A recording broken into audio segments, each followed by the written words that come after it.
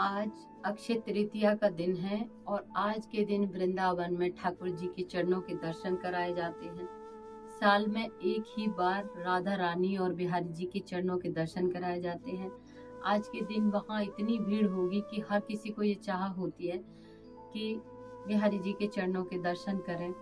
लेकिन मैं ये कहती हूँ कि आप घर में जो जा सकता है वो जाए, और जो ना जा सकता है वो अपने घर में रहकर ही भगवान का भजन करे, उनका नाम जप करे, अच्छी अच्छी धार्मिक किताबें पढ़े। मैं भी किसी कारणवश नहीं जा पाई और मैं घर में रहकर ही आज उनका भजन करूंगी। ये जो सांसारिक रिश्ते होते हैं, जो हमारे परिवार के साथ हम अपना जीवन बिताते हैं, ये सिर्फ तब तक के होते हैं जब तक हम किसी के काम आते हैं। चाहे परिवार का कोई भी सदस्य हो, जब तक हम किसी के काम के हैं तब तक ही हमारा रिश्ता है। और मुसीबत के समय पर सिर्फ एक ही काम आते हैं, वो है भगवान। भगवान को हम मुसीबत के समय याद करें, उससे अच्छा कि हम रोज भगवान के भजन के लिए समय निकालें, ताकि भगवान हमें बहुत प्रेम करें। और भगवान को किसी से कोई स्वार्थ नहीं होता है, वो निस्वार्थ हमसे प्रेम करते हैं। इसी विषय में मैं आज एक बहुत अच्छी कथा लेकर आई हूँ, गजेंद्र मोक्ष। एक त्रिकूट पर्वत का राजा था गजेंद्र, जिसकी बहुत सारी पत्नियां थीं।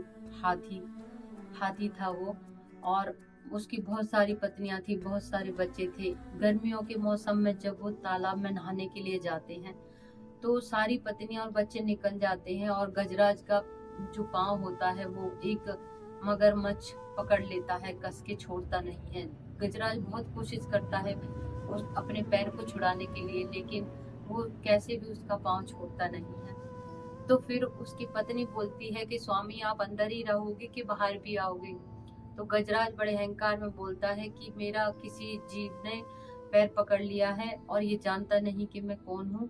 तुम अपनी सूंड देना जरा, और अपनी सूंड से पकड़कर मुझे खींचो। सारी पत्नी और बच्चों ने अपनी सूंड से उन्हें खींचने का बहुत प्रयास किया, लेकिन उस मगरमच्छ ने उनका पांव छोड़ा नहीं बिल्कुल भी।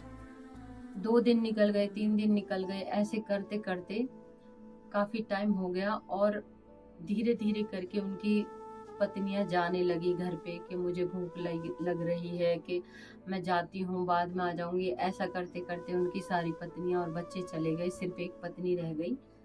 1 हफ्ता बीतने के बाद में वो एक पत्नी भी कहती है कि स्वामी, मैं जाती हूँ और कुछ टाइम के बाद वापस आ जाऊंगी, मुझे नहीं लगता कि ये जो जीव है तुम्हारा पांव छोड़ेगा।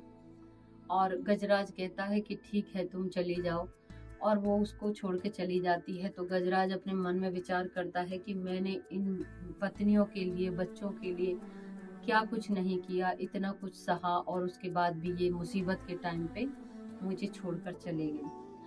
तो वो इस विचार से बहुत दुखी होके अपने मन में विचार करता है। तो उसे याद आता है कि वो पूर्व जन्म में, पिछले जन्म में चित्रकेतु नाम का एक राजा था, जिससे कोई संत अपराध हो गया था। इस कारण उसने दूसरा जन्म लिया और उस गजराज रूप में आया। तो जब वो चित्रकेतु थे पिछले जन्म में, तो उन्होंने भगवान विष्णु भगवान की एक बहुत अच्छी स्तुति बनाई थी, गजेंद्र मोक्ष। तो उसे वो स्तुति याद आ जाती है, और वो गजराज उस स्तुति को गाता है।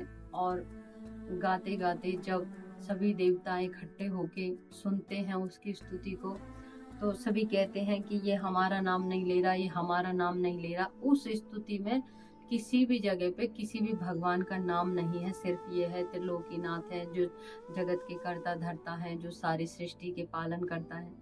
इस तरीके से वो उस स्तुति को गाता है। तो विष्णु भगवान जब अपने वहां पे लेटे होते हैं क्षीर सागर में, तो वो कहते हैं कि मैं जा रहा हूँ गजराज को बचाने के लिए। तो लक्ष्मी जी बोलती हैं कि उसने आपको बुलाया तो है नहीं, वो तो स्तुति गा रहा है, उसने किसी का नाम तो लिया नहीं है। तो विष्णु भगवान बोलते हैं कि जिसका कोई सहारा नहीं होता, वो किसी भी प्रकार से भगवान की स्तुति करता है, तो उसके पास मैं जरूर जाता हूँ। और भगवान विष्णु भगवान अपने शंकर चक्र गदा को लेकर के जैसे ही आकाश मार्ग से आते हैं तो गजेंद्र उनको देखकर बहुत भावुक हो जाता है और बारंबार उनको नमन करता है। और विष्णु भगवान अपना चक्र चलाकर उस जो जीव का जो वो था मगरमच्छ उसके सर को धड़ से अलग कर देते हैं और गजराज का पांव छूट जाता है।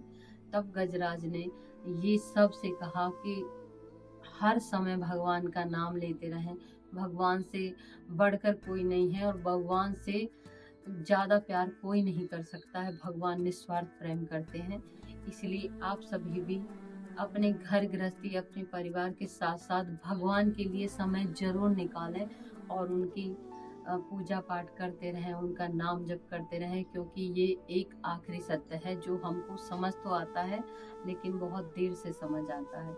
इसलिए अपने परिवार के साथ साथ आप भगवान का भी ख्याल रखें, उनका भी ध्यान करते रहें ताकि हम पर कोई मुसीबत आने से पहले ही टल जाए। तो आप सभी राधा रानी और कृष्ण भगवान का नाम लेते रहें। आप सभी को अक्षय तृतीया की बहुत बहुत शुभकामनाएं। जय श्री राधे।